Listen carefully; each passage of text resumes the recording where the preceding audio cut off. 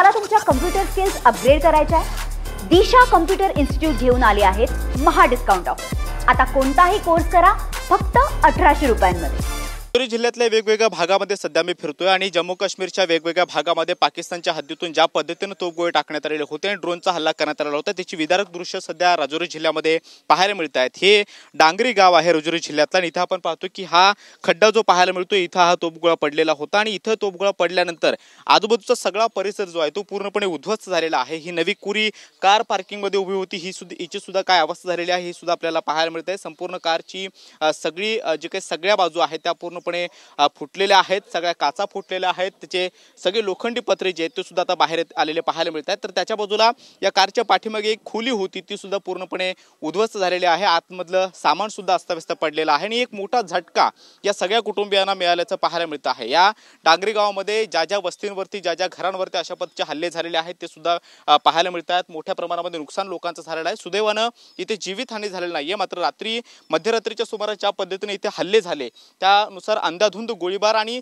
तोफगोळ्यांचे हल्ले या सगळ्या गावामध्ये पडत होते आणि त्यामुळे तोफगोळी जिथे जिथे पडलेले आहेत तिथे त्या छर्ऱ्यामुळे जे काही नुकसान जे आहे ते सुद्धा पाहायला मिळतं आहे। या घराचं समोरच्या भागातलं हे नुकसान आपण पाहतो आहोत। अगदी लोखंडी गज असतील, लोखंडी गेट असतील ते सुद्धा पूर्णपणे फुटल्याचं पाहायला मिळतं। हा गेट आपण पाहतोय, हा गेट पूर्णतः लोखंडाचा आहे, मात्र हा सुद्धा पूर्णपणे डॅमेज सुद्धा झालेला आहे आणि एकच नाही तर एकाच ठिकाणी वारंवार आणि अशा पद्धतीचे अनेक तोफगोळे जे आहेत या भागामध्ये पडल्याचं पाहायला मिळते। स्थानिकांच्या माहितीनुसार पहाटेच्या सुमारास अशा पद्धतीचे तोफगोळ्याचे हल्ले या ठिकाणी झालेले आहेत आणि त्यामुळे इथलं जे नुकसान आहे ते सुद्धा पाहायला मिळतं आहे। या बाजूचा गेट सुद्धा मी दाखवतोय, या बाजूच्या फ्रेममध्ये सुद्धा आपल्याला पाहायला मिळते संपूर्णतः नुकसान। कार एक नवी कोरी पार्किंगमध्ये थांबलेली होती, त्या कारच्या बाजूला हा तोफगोळा पडला आणि त्यानंतर एक मोठं नुकसान या संपूर्ण घराचं झालं। या बाजूची दृश्य सुद्धा आपण पाहतोय की भिंती सुद्धा पूर्णपणे पडलेल्या आहेत, कोसळलेल्या आहेत, भिंतींचं सुद्धा मोठं नुकसान झालेलं आहे। सुदैवानं घरातल्या आतमध्ये जे लोक राहत होती त्यांना काही मोठं नुकसान झालेलं नाहीये, मात्र या भागामध्ये कार असेल किंवा ट्रॅक्टर आणि त्याचबरोबर इतर जी काही अवजारं होती, इतर ज्या काही गाड्या होत्या त्यांचं सुद्धा मोठ्या प्रमाणामध्ये नुकसान झाल्याचं कळतंय। जम्मू काश्मीरच्या या वेगवेगळ्या भागामध्ये अशा पद्धतीनं काल संध्याकाळी 6 वाजल्यापासून हल्ले जे आहेत ते होत आलेले आहेत आणि त्या हल्ल्यांमध्ये सर्वाधिक नुकसान राजौरी जिल्हा असेल, पूंछ असेल तिथे सुद्धा झाल्याचं कळतंय। आपण पुढच्या बाजूला सुद्धा जाणार आहोत, त्या बाजूला आणखी एका ट्रॅक्टरवरती सुद्धा अशा पद्धतीने तोफगोळा जो आहे तो पडलेला आहे, त्याचबरोबर घराचं सुद्धा नुकसान झालेलं आहे। ही वस्ती डांगरी गावातली आहे आणि डांगरी गावाच्या या वस्तीमध्ये संपूर्ण ठिकाणी आपण पाहतोय की अशा पद्धतीचे तोफगोळ्यांचा हल्ला जो आहे तो झालेला आहे आणि तोफगोळ्यांचा हल्ला झाल्यामुळे इथल्या लोकांमध्ये सध्या घबराटीचं वातावरण आहे। मी कॅमेरामॅन रोहन पवारला विनंती करेन की पुढच्या बाजूला ज्या घराचं नुकसान झालेलं आहे ते सुद्धा आपल्या फ्रेममध्ये ते व्हिज्युअल्स घ्यावेत आणि या ठिकाणी आपण पाहतोय की ज्या घराचं नुकसान सर्वाधिक झालेलं आहे त्याच्या अपोजिटला हे आणखी एक घर आहे आणि इथं या ट्रॅक्टरवरती सुद्धा अशा पद्धतीने हा तोफगोळा जो आहे तो पडलेला आहे। या ट्रॅक्टरचं पूर्णतः नुकसान झालेलं आहे। या ट्रॅक्टरवरती एक तोफगोळा पडला, अगदी डिझेलची जी काही टाकी आहे ती सुद्धा पूर्णपणे फुटलेली आहे आणि ट्रॅक्टरची ही विदारक अवस्था जी आहे ती सुद्धा पाहायला मिळते। या सगळ्या लोकांमध्ये सध्या घबराटीचं वातावरण आपल्याला पाहायला मिळतंय। या बाजूने आपण पाहतो की फक्त हे ट्रॅक्टरच नाही तर या बाजूला या घराच्या खिडक्या काचा त्या सुद्धा पूर्णपणे फुटलेल्या आहेत, लोखंडी गज पूर्णपणे उद्ध्वस्त झालेले आहेत आणि राजौरी जिल्ह्यामध्ये हे नुकसान जे झालेलं आहे ते सुद्धा आपल्याला पाहायला मिळतं आहे। राजौरी जिल्ह्यातल्या सगळ्या गावामध्ये आता सध्या एकही माणूस घरातून बाहेर पडत नाहीये, कारण लोकांमध्ये घबराटीचं मोठ्या प्रमाणामध्ये वातावरण आहे, लोक घाबरलेले आहेत आणि त्यामुळे इथे लवकर इव्हॅक्युएशन होणं, या लोकांना स्थलांतरित करणं, कारण अशा पद्धतीचे सातत्यानं हल्ले होत असल्यामुळे या लोकांमध्ये सुद्धा घबराटीचं वातावरण जे आहे ते सुद्धा पाहायला मिळतंय। ट्रॅक्टरच्या या बाजूची दृश्य जी आहेत ती आपल्याला दाखवायची आहेत आणि या बाजूला घराच्या भिंती सुद्धा पूर्णपणे उद्ध्वस्त झाल्याचं पाहायला मिळतंय। अनेक भिंतींवरती अशा पद्धतीचा मारा जो आहे तो करण्यात आलेला होता आणि तोफगोळ्यांचा हल्ला झाल्यामुळे या सगळ्या लोकांमध्ये सध्या जे आहे घबराटीचं वातावरण आहे। हा जो खड्डा आपल्याला पाहायला मिळतोय इथे हा तोफगोळा पडलेला होता, खालच्या बाजूची दृश्य आपण पाहतो की किती मोठी तीव्रता या शेलिंगची होती आणि त्यानंतर या ट्रॅक्टरची ही समोरचा टायर आणि इतर जो काही भाग आहे, इंजिनचा भाग आहे तो सुद्धा पूर्णपणे मोडला, तो त्याचे सगळे लोखंडी गज किंवा लोखंडी बार जे आहेत ते पूर्ण उद्ध्वस्त झाले आणि अस्तव्यस्त विखरले गेले आणि इथल्या लोकांच्या मनामध्ये सध्या ही सगळी अवस्था पाहता या शेलिंग्समुळे होणारा मारा आणि रात्रभर होणारा त्रास, त्यामुळे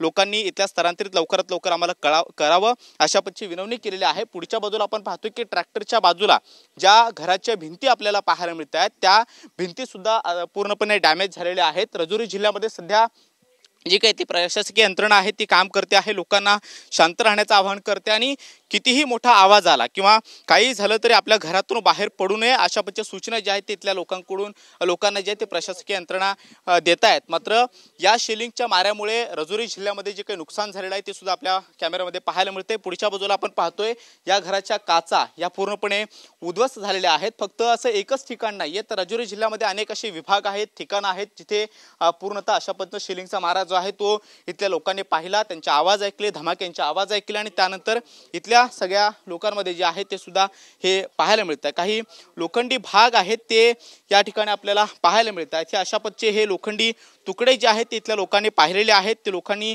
पाहिलेत. अत्यंत जड असे हे लोखंडी तुकडे, हेच तुकडे हे जेव्हा शेलिंग या ठिकाणी पडतं त्याचे तुकडे अशा पद्धतीने विखरले जातात आणि या शेलिंगमुळे बहुतांश मोठ्या प्रमाणामध्ये नुकसान होतं. हे आपण पाहतोय हे शेलिंगचे तुकडे जे आहेत ते सुद्धा या ठिकाणी पडल्याचं पाहायला मिळते. पाठीमागच्या बाजूला सुद्धा घराचं एक मोठं नुकसान या भागामध्ये झालेलं आहे. मी कॅमेरामॅनला विनंती करतो की जर पाठीमागच्या बाजूला यावं आणि घरांमध्ये होणार हे नुकसान पाहता इथल्या लोकांमध्ये सध्या घबराटीचं वातावरण आहे आणि त्यामुळे लोकांनी इथल्या लवकरात लवकर स्थलांतरित आम्हाला करावं अशा पद्धतीची विनंती जी आहे ती सुद्धा केलेली आहे. अगदी शेतात, त्याचबरोबर नागरी वस्तीवरती, घरांवरती, शाळांवरती आणि काही धार्मिक स्थळांवरती पाकिस्ताननं सातत्यानं टार्गेट जे आहे ते भारताच्या या जम्मू काश्मीरच्या हद्दीमध्ये केलेलं आहे आणि या शेतामध्ये हे शेलिंग जे पडलेलं आहे तिथे काही लोक इथली स्थानिक पोहोचलेले आहेत. ती वेगवेगळ्या ठिकाणी भेट देत आहेत आणि या सगळ्या गावातली नेमकी रात्रभरामध्ये अवस्था काय झालेली आहे हे जाणून घेण्याचा प्रयत्न करतात. जिथे हे शेलिंग पडलेलं आहे तिथे ते ठिकाण जर बघितलं तर मोठ्या प्रमाणामध्ये खड्डा जो आहे तो तिथे पडतो आणि त्यानंतर त्याचे शेलिंगचे तुकडे म्हणजे तोफगोळ्याचे तुकडे जे आहेत ते विखुरले जातात आणि त्यामुळे मोठं नुकसान जे आहे ते अनेक भागामध्ये होतं. याही ठिकाणी आपण पाहतोय की हे शेत जे आहे त्या शेतामध्ये या शेलिंगचे त्याचबरोबर मिसाईलचे तुकडे जे आहेत ते सुद्धा आपल्याला पाहायला मिळतात. अशा पद्धतीने सगळे तुकडे जे आहेत ते या ठिकाणी पाहायला मिळत आहेत आणि इथल्या लोकांमध्ये हे सगळं पाहिल्यानंतर घबराटीचं वातावरण आहे. लोक घरातून बाहेर पडत नाही आहेत. फक्त राजुरी जिल्ह्याच नाही तर पूंछ सेक्टरमध्ये सुद्धा काल संध्याकाळी 6 वाजल्यापासून अशा पद्धतीनं गोळीबार केला जात होता आणि त्यानंतर जम्मू काश्मीरच्या वेगवेगळ्या भागांना टार्गेट करण्यात आलं. खास करून सीमारेषेवरची जी काही गावं आहेत त्यांना टार्गेट करण्यात आलं आणि मोठ्या प्रमाणामध्ये पहिल्यांदा LOCवरनं गोळीबार असेल, त्यानंतर ड्रोनच्या माध्यमातून हल्ले असतील आणि मग आता मिसाईलचा सुद्धा वापर जो आहे तो पाकिस्तानच्या माध्यमातून केला जातोय आणि यामुळे आता लोक जे आहेत ते घाबरलेले आहेत. मात्र पाकिस्तानकडून होणाऱ्या प्रत्येक हल्ल्याला भारताकडून उत्तर दिले जाते. सगळे हल्ले जे आहेत ते परतवून लावले जात आहेत, निष्क्रिय ठरवले जात आहेत. मात्र तरी सुद्धा काही नागरी वस्त्यांना पाकिस्तानने ज्या पद्धतीने टार्गेट केलेलं आहे त्यावरून लोकांच्या मध्ये घबराटीचं वातावरण आहे आणि खास करून बॉर्डर लाईनवरची जी काही गावं आहेत त्या गावांना याचा सर्वाधिक फटका बसताना पाहायला मिळतोय. आतापर्यंत जी काही माहिती मिळते त्यामुळे त्यानुसार काही प्रमाणामध्ये जी कॅज्युअलिटी झालेली आहे ती सुद्धा आपल्याला पाहायला मिळते आहे आणि यावरनं आता सगळी प्रशासकीय यंत्रणा राजुरी जिल्ह्यामध्ये काम करते, लोकांना शांत राहण्याचं आवाहन करते, कुणीही घरातून बाहेर पडू नका अशा पद्धतीचं आवाहन सातत्यानं सगळ्या यंत्रणेकडून केलं जात आहे. त्यामुळे पाकिस्तानकडून होणाऱ्या हल्ल्यांमुळे सर्वाधिक नुकसान जे आहे ते LOP जवळची जी काही गावं आहेत, जम्मू काश्मीरच्या बॉर्डरवरची ज्या गावं आहेत, शहर आहेत त्या शहरामध्ये होत असल्याचं पाहायला मिळतं आणि या सगळ्यामुळे लोकांमध्ये घबराटीचं वातावरण सुद्धा पाहायला मिळतं आहे. कॅमेरामन रोहन पवार सोबत मी कृष्णा सोनारवाडकर, TV9 मराठी, जम्मू काश्मीर, राजौरी. मला तुमच्या कम्प्युटर स्किल्स अपग्रेड करायच्या आहे? दिशा कम्प्युटर इन्स्टिट्यूट घेऊन आले आहेत महा डिस्काउंट ऑफर. आता कोणताही कोर्स करा फक्त 1800 रुपयांमध्ये.